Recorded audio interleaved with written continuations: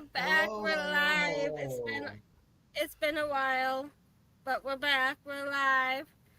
And it's all three It's of been us. crazy. We're Huh? back. I said, We're and it's back. all three of us trios. I know. It's kind of crazy. Yeah. Um, let's just jump right into it. Thank you to our sponsors, Breaking. Oh, what the frick? Breaking Faith Entertainment, Reaper Paranormal, Obscure Paracon, which is a wellness, Expo, Dark Arts and Oddities Con, and of course Larry Eisler of Small Town Productions slash Black Lantern Company. They are our sponsors, so please go out and check them all out. Upcoming Thank you. events, that um you may see me at, and you'll definitely see Derek and Alicia coming up in November. I will be at the 2026 Illinois Paranormal Convention on the 10th of October. Um, I will be a vendor there. Chris Fleming will be there. Larry Eisler will be there. Jesse Hawthorne will be there. Many amazing other vendors will be there. And of course, it'll lead up to Dark Art and Oddities Con, November 14th and 15th in DeKalb, Illinois. We are working on announcing all the guest speakers and everything for that. That's lining up to be an amazing event. And then the big shaboom is the Obscure Paracon 2027, March 20th and 21st in DeKalb, Illinois, which I'm super excited. Our guest will be at. She will be a vendor. It'll be.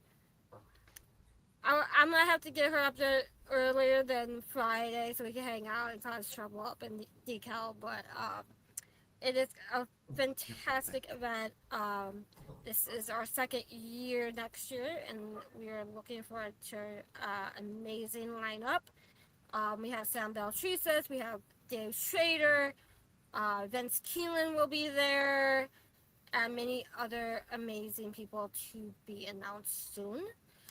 So keep your eyes out for those events coming up. Um, and then I'll be at ISS Con at the end of the month on the 29th. So come out to the haunted Billy Creek Village. Adam Kimmel is hosting that event.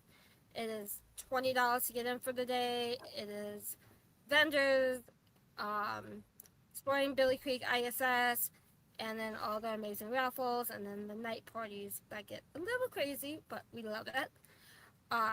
Let's see what else we have here. Okay, we're not going back to that yet. So our guest tonight, I'm super excited. She is literally how we describe ourselves together, our soul sisters. She is a paranormal investigator. She is an author. She is my soul sister. She's amazing.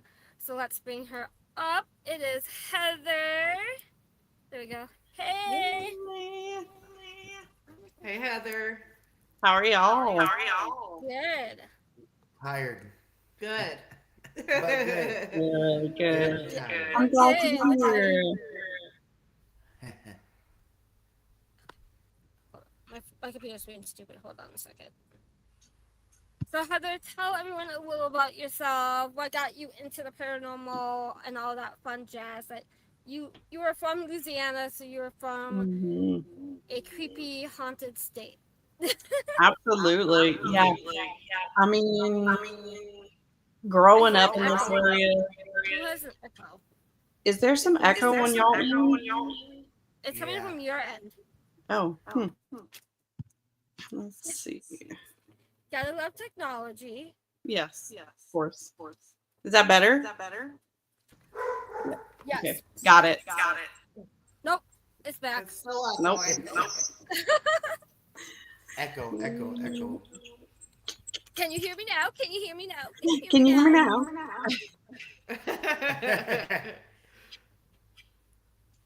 Yeah, that's weird. The echo cancellation is on. Oh, well. We'll just make it work. But yeah, so I am from Louisiana. Living around here, it is spooky. It's always been spooky.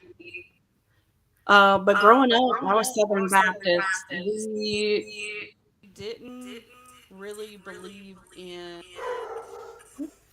Am I still here? Can you hear me? Yeah, you're here. Okay. So yeah, we didn't believe in spirits, at least in my household. Um, it was demonic. I'll just put that out there. That was our belief in my household. So growing up, if I experienced anything, I kind of put that out of my head. I put that in a drawer and I forgot about it. It wasn't until, me and my husband, we were just exploring things and we ran into a group here in Louisiana and we went to a public investigation and I decided, look, I'm going to be brave. I'm going to go do this. I was terrified, honestly, but had my first experience as an adult and it just opened up the thought that there is something else out there besides everything being scary. So I am now a dedicated paranormal investigator, hoping to prove that not everything out there is scary because that's what I was raised with. Hey, John. John has the best cookies. Absolutely. Don't tell anybody, but I ate four of the, like 4 containers. Right. So, what made it scary for you? Because I know a lot of people, well, some people that we've run into at like expos and whatnot, they have mentioned that they were afraid of doing paranormal investigating, but they want to do it maybe to overcome that fear. What was the fear for you behind it? Yeah, absolutely. Going into it, I really, really was afraid that something was going to attach to me, that I was going to get possessed. That's what I was raised with. So that internal fear of being possessed or having something attached to me was there at that first investigation. I brought crystals, I brought protection, I prayed. I was so terrified. And honestly, that first investigation was so cool. And I, that first, I can't even explain it. It's so crazy. Like the fear, but mixed with excitement and being touched on that first investigation just changed everything for me. Yeah, I can I can agree with that. And then you met me, and let's just say we've had some more crazy experiences. Yeah. Touched even more. Touched Even even more more. even more than I want to be. Got told to bend over at Crescent Sanitarium. Yeah. Let's just say, you guys, if you get the chance to go to Crescent Sanitarium out in Crescent, PA, do it. It's huge. So I recommend 2 nights. It is very, very big, many buildings, but super, super active. And the spirits want to communicate and do other things. Oh yeah. That. What has been your favorite location you have been to in Louisiana and then outside of Louisiana? So in Louisiana, I would have to say probably Vermilionville. So it's a little community in Lafayette. And most of the buildings are original Acadian style buildings that looks exactly the way it did back in the 1800s. Now, there are a few buildings who are exactly from the 1800s, just they took them and placed them in a different location. So they took them from somewhere else and put them on this huge property, and that is what we call Vermilionville. And those buildings are so saturated with history and it's just super active. I would say outside of Louisiana has to be Crescent as of now. That place is pretty wild. He, that's an understatement for that place. Like, Yeah, definitely. when he said this, what did he say? Like over almost 1 million square footage of buildings. Yeah. That's not a joke. That's not a exaggeration. No. There's, I think he said 22 buildings on property. Yeah, like over 1 million acres of property. Yeah, It's wild. it is crazy. We didn't hit half of the buildings. Let's just say No. that. But the buildings we did get active or did go were active. So I want to go back. But Yeah, we were exhausted. We were exhausted. We stayed out until 4 a.m. We're like, can we stay? Can we stay? Let's do more. Yeah. Carson was crazy.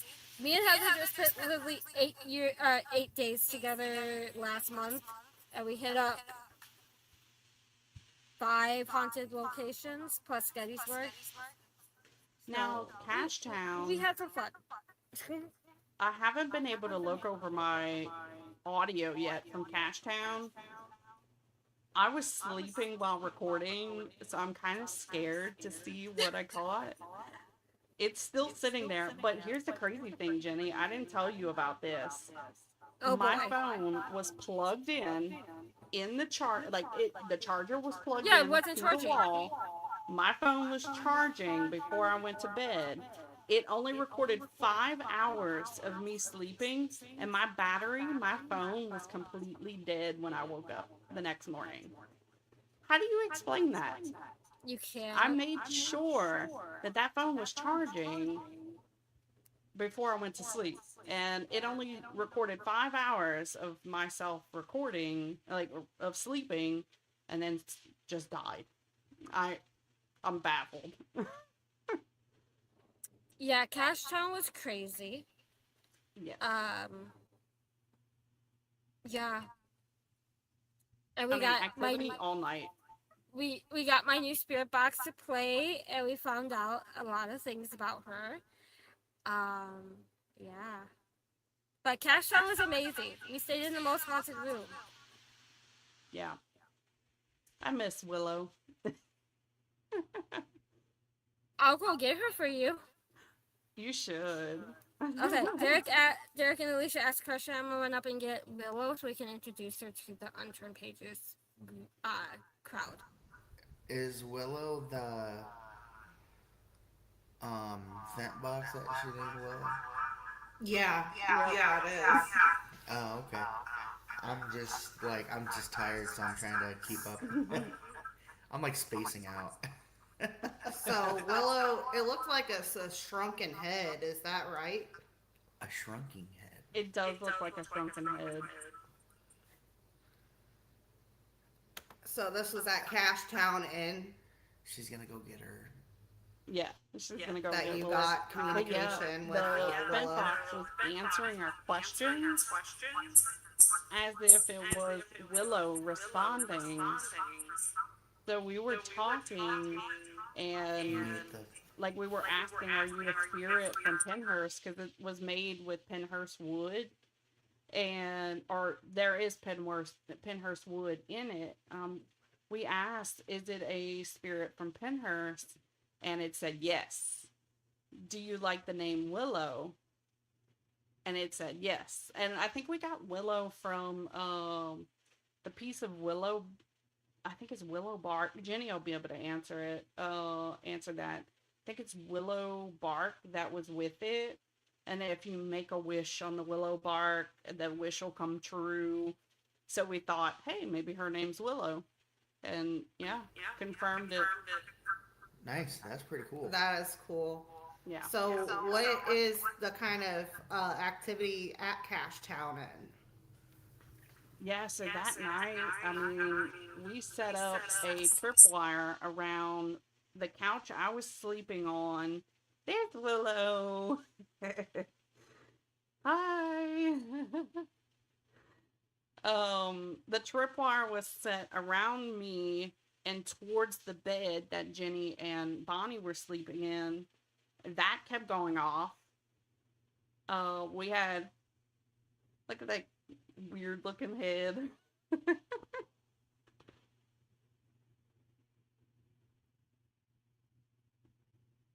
We can't hear it if you're muted.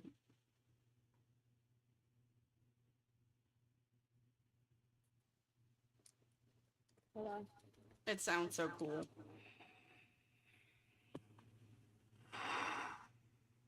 When it does talk.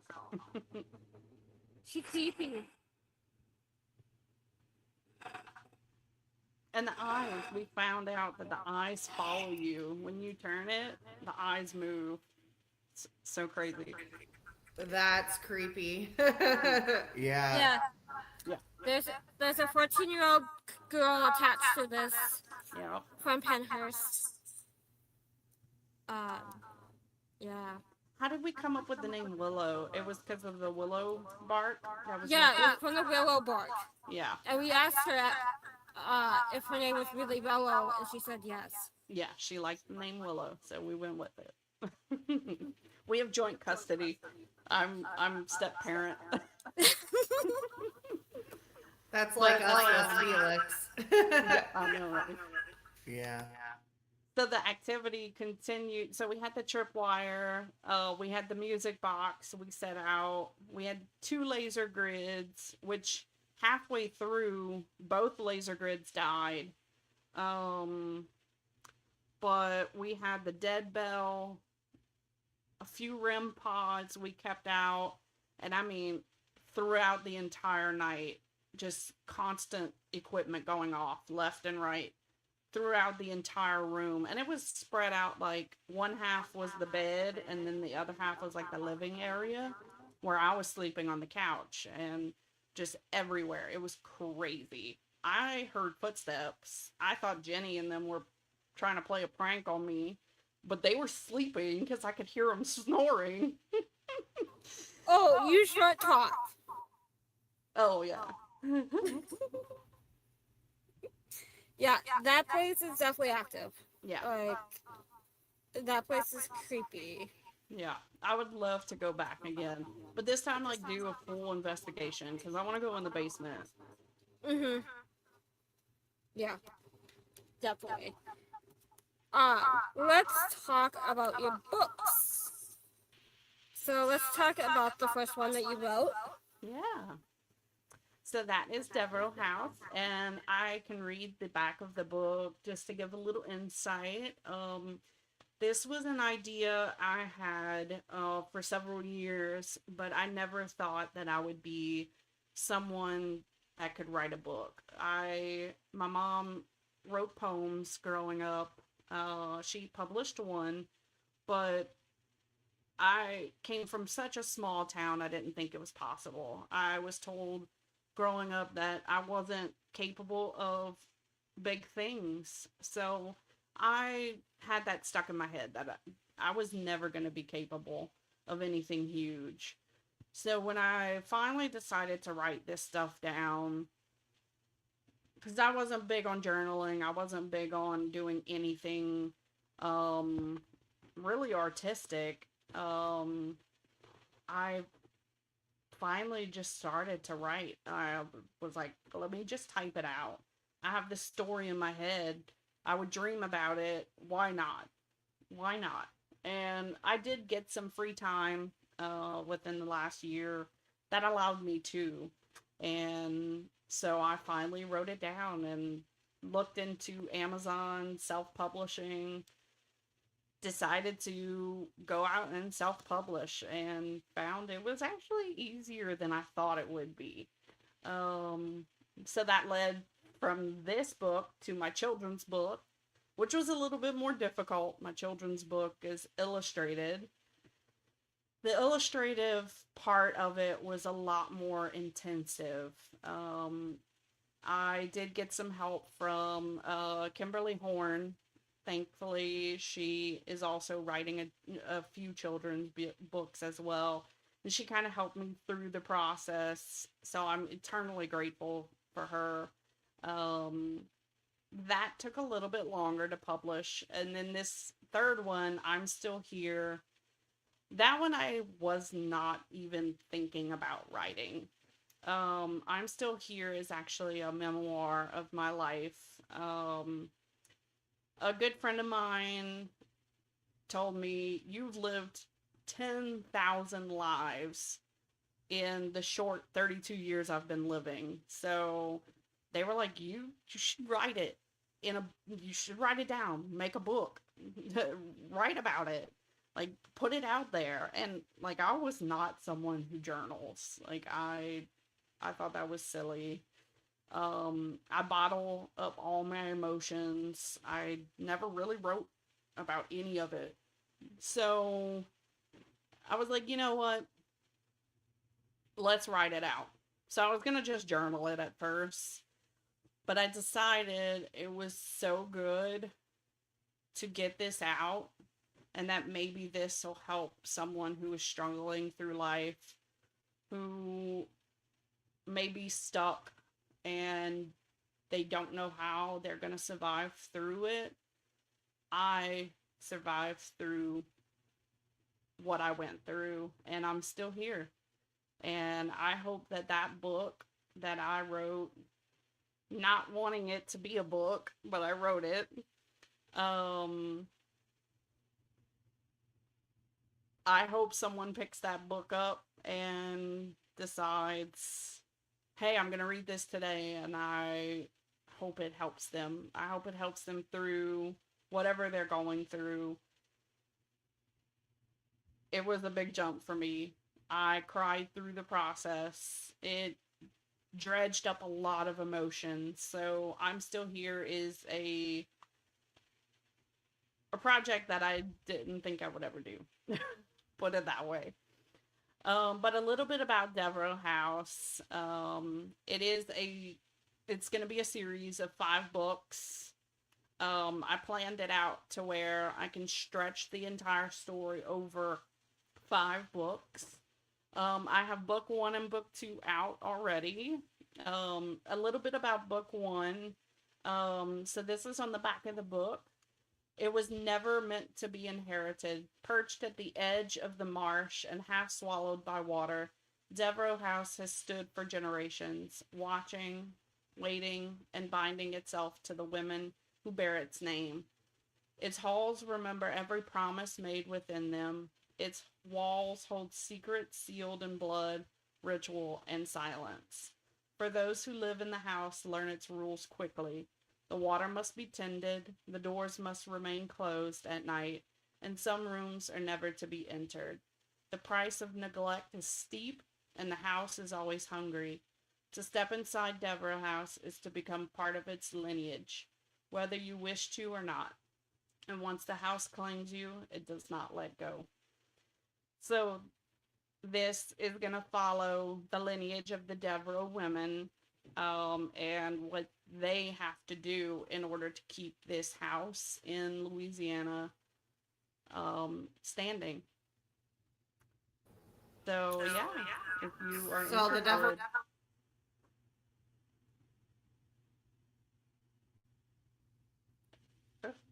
I can't. Alicia, unmute. So the Devereaux House is the actual house. So it's based on a mansion, a plantation home here in Louisiana. It is not a real home in Louisiana, but it is based on a plantation home in Louisiana. Yep. I love Louisiana. I went in March for the first time. It's gorgeous. I would never want to live in it in the summertime. Not I can in this only one. imagine. Yeah. How Heather described it was swamp ass times 1,000. And I said, Correct. fuck that. Yeah. No, thank you. Yeah. I know I have my copy somewhere. It's somewhere in this pile of books I have. But I have to get number 2, and I have to get the children's book still. But number one is really good, Oh, so you guys need to listen. We get the book one, and then get book two, and continue as she releases. So I'll get you the children's book. That's on me. I'll get it for River as a gift. Um, let's see. If I pull up my book two, I can read the back of that one as well. Because it only is going to yes. get darker from here. Oh, of course. I will not expect anything different. I do. This is exclusive because I have not mentioned it to anyone else. Ooh, I first do have dibs. a I do have another book I'm working on. It is about halfway finished. And let me just say I will be catering to the more spicy lovers. It's going to be more of a paranormal spicy. So, are you going to leave a copy of it next time we go to Crescent Maybe. for the spirits? They would like that. Right? As you pull up book two, Derek asks, did writing kind of help you get over or cope with what happened to you in that house?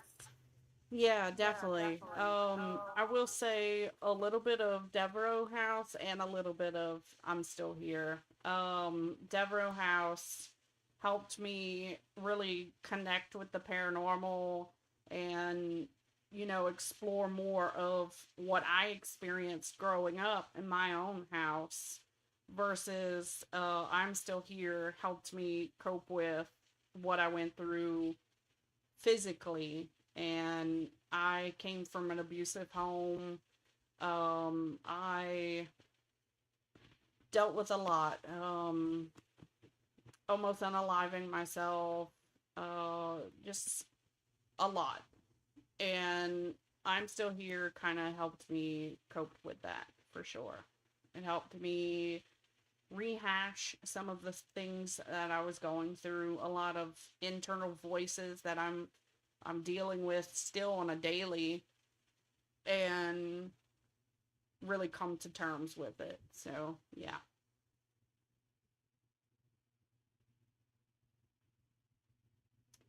So, yeah, y'all want to hear book two? Yeah, let's do it. So, the hook doesn't pull you towards compliance, it teaches you to pull yourself. Margot came to Devereaux House seeking answers about her mother, a woman who was the house's equal, its negotiator, until she tried to destroy it and failed. Spoiler alert if you haven't read the first one. What she found instead was a binding, a hook embedded in her chest, a supernatural force that doesn't break bodies, it breaks wills. The house operates on a system of perfect precision. Pain teaches, relief rewards, and small acts of kindness become chains. For 29 days, Margot endures the conditioning, the bell that wakes her at 8 o'clock, breakfast served at exact temperature she prefers, the garden where certain plants are forbidden. With each passing day, the distinction between what the house demands and what Margot wants begins to dissolve. But something ancient lives beneath Devereaux House, something vast and patient and drowning. The drowned women who haunt the halls are trapped. They are choosing to remain, or not trapped, they're choosing to remain. And as Margot's resistance weakens, she begins to understand the true nature of her binding. She's not being prepared for slavery. She's being prepared for communion. By day 24, she stands in water over her head, consciousness fragmenting, standing at the threshold of a transformation that will remake her entirely. The house believes it knows what she will choose. It's about to discover how terribly wrong it can be. What sleeps below. Ooh. Dude, I can totally see this being a movie. It's so crazy that you said that. That is my dream. Like, That is my dream. It would be crazy. That could be like a Stream Beacon exclusive movie. Let's just say that. I mean, hint, hint. Hint, hint, Josh, hint, hint, Shane. But with Louisiana, there's a lot of conceptions and misconceptions of hoodoo, voodoo, and the paranormal. Uh, what are like the biggest misconceptions that you hear from people visiting Louisiana? Yeah, I mean, that's a big thing in New Orleans. I find that in my 3 years of studying, voodoo isn't all evil. It's a practice, it's a religion, just like any other religion would be. It's how you use that religion, it's how you use that practice. It's not particularly evil. Um Hoodoo is the same way. Like hoodoo came from Africa. That has African descent. So it's not necessarily all negative as well. Sorry, I'm getting my charger. um so in my personal opinion, I don't think that hoodoo or voodoo is evil. I don't think there shouldn't be a standard around that it's evil, or a stigma around that it's evil. It's whoever the person is. If they have evil intentions, it can be used for evil, just like anything in the world. That that I agree with, like 100%. Like if you've never been to New Orleans, I know I'm saying that the wrong way. It's not the southern way to say it. I'll let it slide. It's a whole different atmosphere down there. Like it's a culture shock for sure. Oh yeah. Because you have Madame Legault, you have Bloody Mary, you have all of the vampire shops and things too. So it's definitely a culture shock down there. I wasn't expecting it when I went. Yeah. Yeah, definitely. And it's crazy. So New Orleans is 2 hours away, but you go just a few, you come to my town just 2 hours away, and it's like what we do is taboo. What we do. Can you hear me?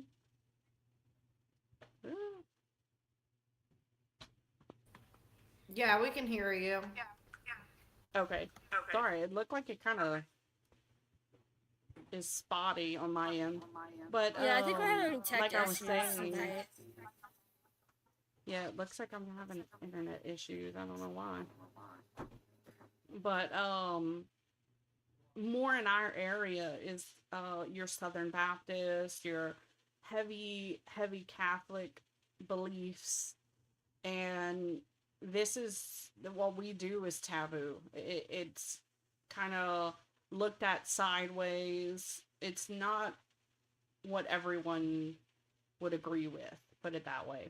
Now it is starting to become more mainstream, I've noticed in our area, but in New Orleans, I mean, the minute you walk into New Orleans, it's like that's their lifestyle.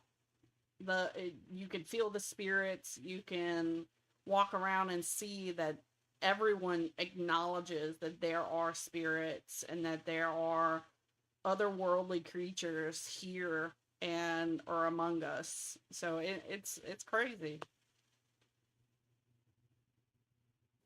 Yes. And I know the New Orleans Paracon just announced the new dates for next year. Which lands on my birthday, so we're doing my... Oh, shit, that was loud.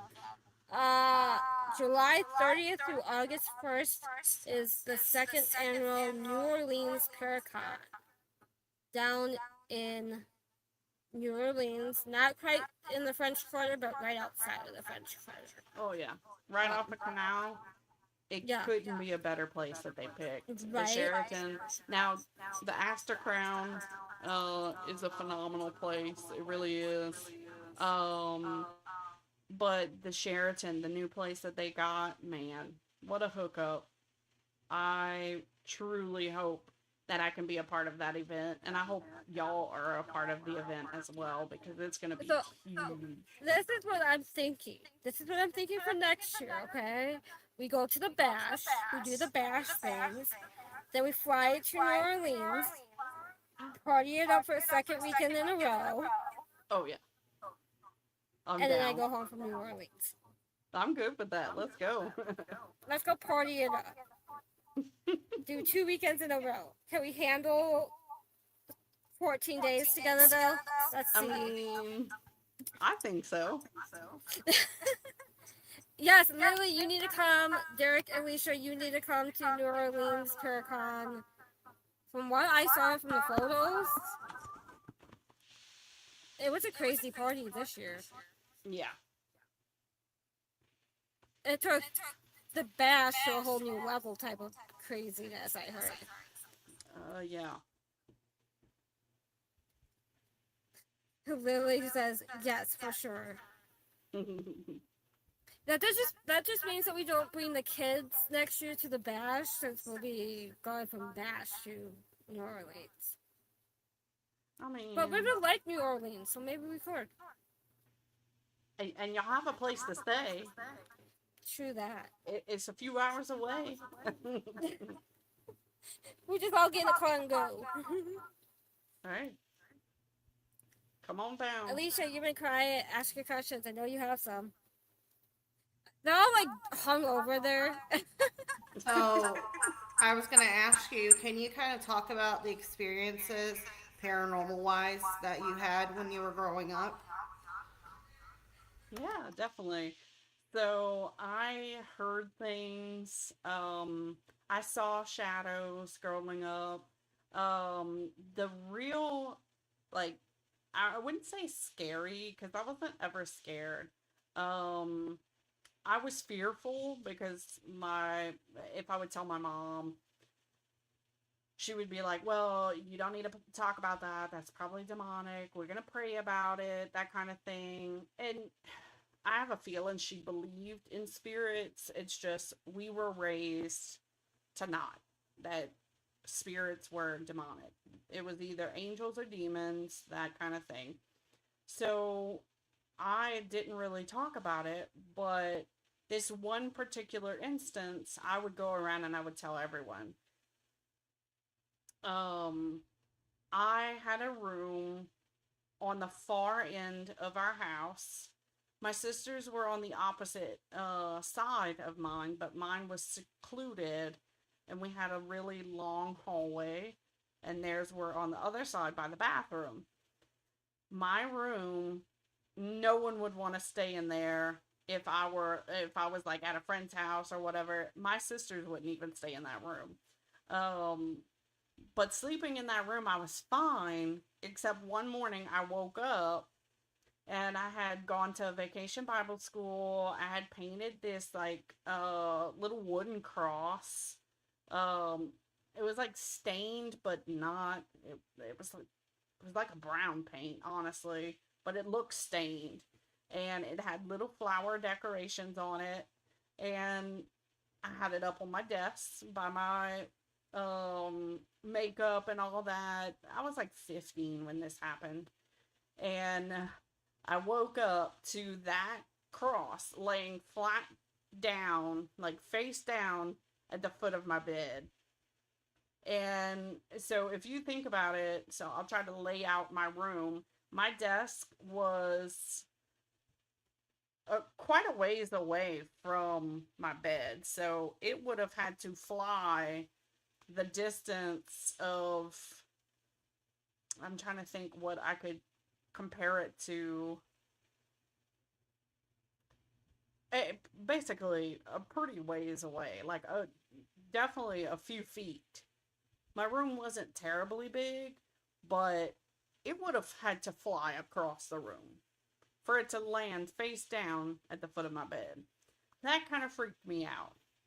Other than that, once I went off to college, that room was like the guest room. My sisters are significantly younger than me, and so when my mom would have guests over, they would sleep in my room. She fixed it up to look like a guest room, and some family members of ours, distant family members that came in from Texas, they stayed in my room, lasted 3 hours before they started hearing bangs on the walls, and the picture frames that my mom had hung started to fall off the walls. They left and went back to Texas in the middle of the night. So, yeah, they were pretty freaked out. Wow, that's crazy. I Yeah. heard just a little bit of it. I had to run and turn off our weather radio because it was just going off. We got severe thunderstorms. Oh, Thankfully, wow. nothing more.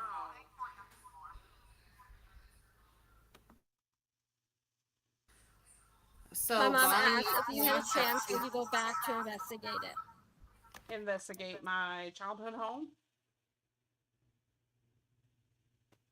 I believe If so. it were my childhood home, unfortunately the building has been torn down due to some family issues. It was left abandoned, overtaken by wildlife and vegetation. It was really creepy back there. So where I grew up, hurricanes hit pretty bad there. So anytime a hurricane would come, we would have, like, for Hurricane Rita, we had 20-foot waves hit my home, and we had marsh grass hanging on our power lines, which are like 30 feet in the air. So that means the waves were about 30 feet. So back there, not many people can live anymore. The marsh is being washed away by the hurricanes, and then wildlife eating the marsh grass. So we're losing part of our coast, and that means the Gulf is getting closer. So not Wow. many that's people live. scary. I couldn't do it. Hurricane weather. Like, I live in the Midwest, so we're used to tornadoes. But thankfully, where we're at, none's ever directly hit, like, very close to our house. But Tornado Alley is like, Illinois is now number one in the states of having tornado outbreaks. Wow, that's crazy.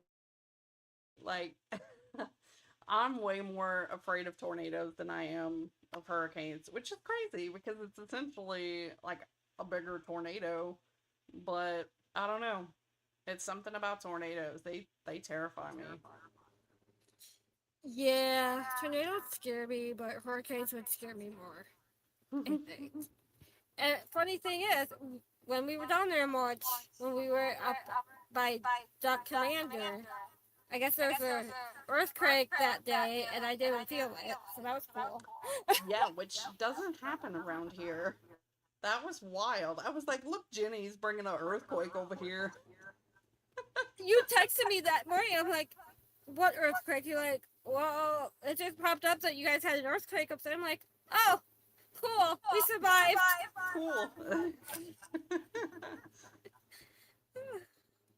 But when you come up for Obscura in March, I think I'll have you come up a few days early, and I'll take you to Broadhead.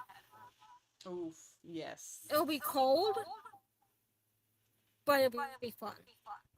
Okay, wait, how cold? Because look, I don't have no winter clothes. We don't have a winter. No, Really cold.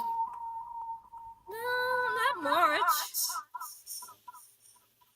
It could be warm or cold. Truthfully, you never know.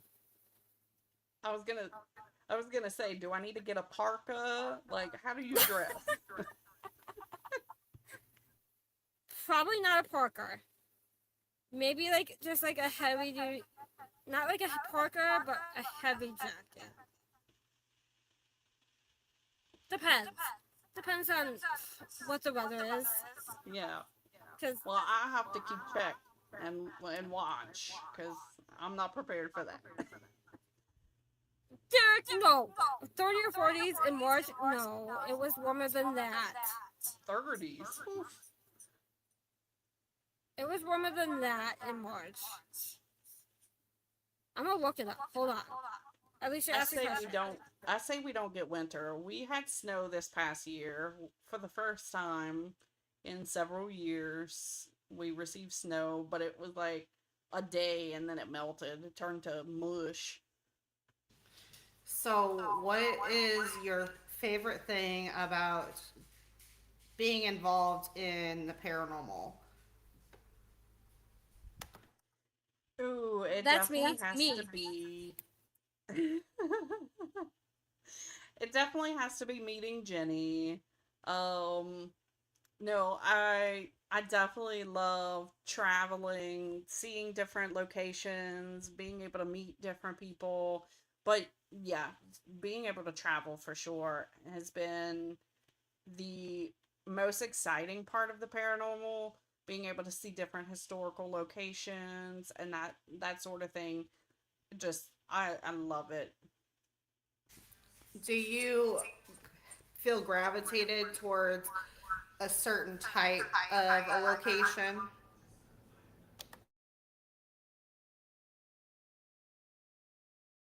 I feel like I do gravitate more towards asylums. I don't know why. Um I do not gravitate towards the prisons. Those prisons are something else. Bull. We went to especially 2 last month. especially male prisons. Like, I'm sorry, but they get handsy, and I'm not about that. They definitely do. I Oh, mean, they got look, handsy at Crescent very well. I'll go and visit, but come on. You gotta ask for permission before you put your hands on me. Yeah. Well, don't worry. We'll get locked up together at an insane asylum in October, so we'll see how long that goes. Oh yeah, yeah. Those spirits of Penhurst are not ready for us. No, no, no. I was talking about Eloise. Oh, Eloise. Yes, I forgot about Eloise. I forgot Yeah, about Penhurst is in Penhurst. September. So we get locked up at Penhurst next month together, and then we get locked up again in October at Eloise. Back to Both back. insane asylums. So yay! Yep. Yep. They just seem to call my name. I don't know. Let's see. Derek just asked, "What was your most surreal moment during an investigation you've ever had?" Let's make this a Ooh. two-part question. One on your own, and then one with me. Okay, I can do that. So on my own, the most surreal, I have to say, probably was we were doing an investigation in Opelousas, Louisiana.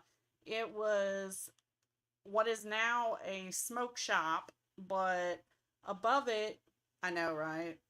Above it is an abandoned like loft area with a bunch of rooms, and below the loft area behind the smoke shop was like an old barber shop, and we did some deep dive into the history of the building, and there is a little placard out front, and we dove deeper into that. It was the last place that Clyde got his last shave and haircut before he was you know stopped in the whole Bonnie and Clyde situation in northern Louisiana.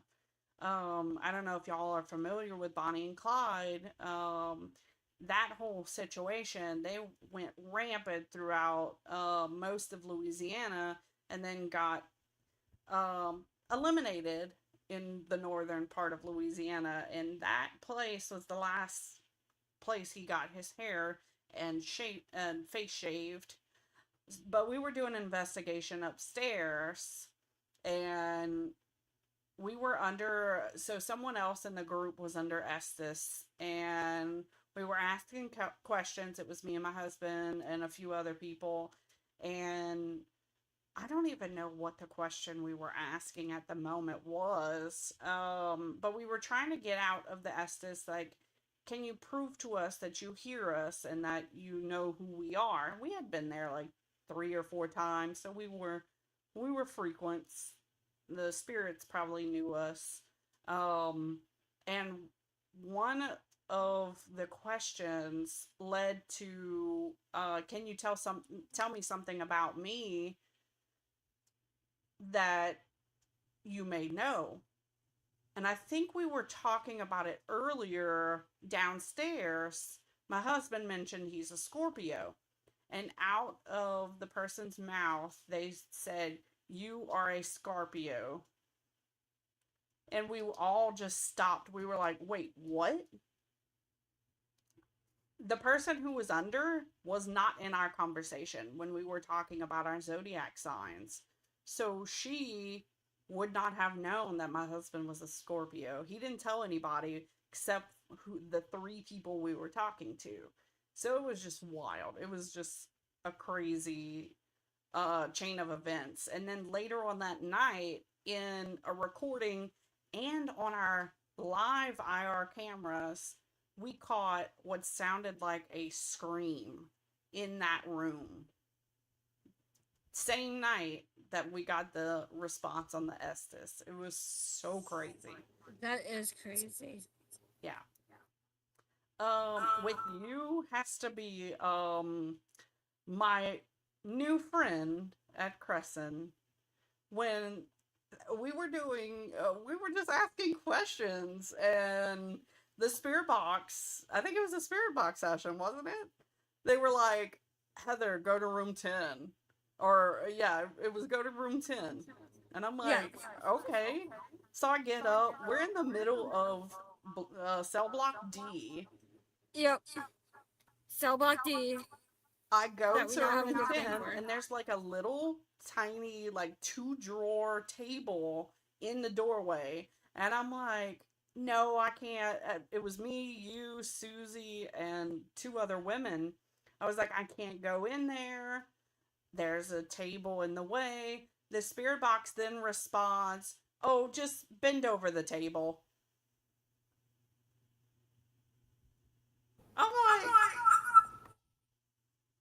I'm like, I know this spirit did not just tell me to bend over this table. I said, Oh, and absolutely they not. did. Because that night I got groped in that same place. In E, I got slapped at the back of my head because I think they Same wanted building. to come next to you. Yeah. I was in their way. I think they slapped my head because they wanted me out of the way to get to you. Wait, and then the next morning, I woke up, and on my left thigh, there were fingerprint bruises on my thigh, just the fingertips. You can see the bruises in my thigh. I showed Jenny, I showed Larry. I was like, there is no way. Like, I took a picture because I was like, I cannot believe this. And it got darker and darker as I went through the weekend of the bash, and I was freaked out. I was like, holy moly, something actually left fingerprint bruises on my thigh. Right. Eric has the girls at Wright Hill Mansion. We have the boys at Crescent, Yep. which we all get to go to Wright Hill next month. So I'm super excited. Eric better be ready for his girls again. I have a feeling he is. He's ready. He wants to tackle that little attic space by himself. I'm like, you have fun with that. Right. I'll make sure and tell the ladies to grope you. Go play with him, girls. Go have fun. He's out there by his for you. While me and Heather are down in the level 2 doing double Estes again. Oh yeah, in that little bar area. Oof. Oh, yeah. I don't want to see what we saw last time in that basement. I swear, by you, it was you, Heaven, and Andy. I swear I saw a black figure crawling on the floor in that bottom area, that basement area. It was And they heard the wild down there. growling, and they're like the the scratching of like the hands on the floor. I was like, nope, I'm dead. And Kyle says they've never had that type of stuff happen down there. I'm like, I don't know okay. about that. I don't know about that, but okay. But tell everyone where they can get your books, where they can reach you, follow you, website, anything like that. Yeah, so you can follow me on Facebook. I am HR Moss is my author page, but I'm also Heather HR Moss. That's my personal page. You can follow either. My books are found on Amazon. All three of them are out right now. You just type in Devereaux House, book 1 or book 2 by H.R. Moss, and it will come up. And then I'm Still Here by H.R. Moss as well. And you'll be able to, I think Kindle is free. Kindle Unlimited is free. Regular Kindle is like $2. Paperback is like $9.99 for each of them, and then hardcover is a little bit more expensive because they do print it out and ship it right there, then and there. So it is on demand. But yeah.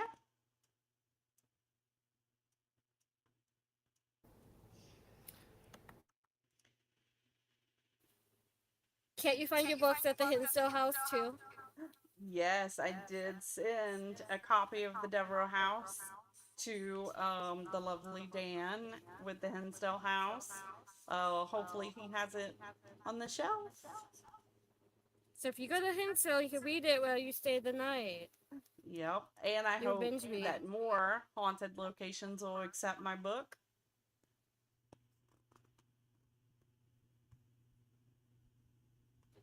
Yes, The more I locations, go to, get her books in your locations. hopefully, the more locations I go Thank to, you, the Heather, more for books. coming on. Oh, yes, definitely, right? And I'll more have fun them. times with me ahead.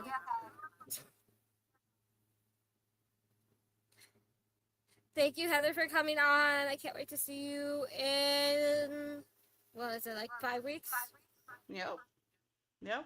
Part 2 to come. Something like that. Not too long. No, not too long at all. Thank y'all for having me. I appreciate y'all having me on. Thank you so much for coming on. It was great talking with you. We could definitely talk more. Yeah, definitely. We could probably talk for hours. Yeah. Sorry for the tech issues, you guys. I don't know what all is happening with tech tonight. Hopefully, when we come back next week, we won't have tech issues. For some But I reason, hope. for some reason, anytime I'm on, I have tech issues. I don't know. Maybe So the we blame spirits. Heather. We blame The Heather. spirits don't like me playing with tech. Could be my laptop also. We usually use Derek's and mine lags. Next weekend, let's see who we have next weekend. I can't remember. Hold on one second. I gotta log into the right Google Drive. Hold on, you guys. Next weekend, we have. Let's see, who is next weekend? Taylor Ham from Texas coming on. She'll be talking about her haunted locations that she investigates in Texas and her troubles, and our time at Cabin 360 that happened in May. Yeah, no, yeah, May. It happened in May. I can't remember. This year's gone by too fast. And then the following weekend we have Jenny Bell. and then we have the weekend off, and then we're into September. How crazy is that? Um, but we will be back next Sunday, same time, same place. So everyone have a great night, and we will see you back next Sunday.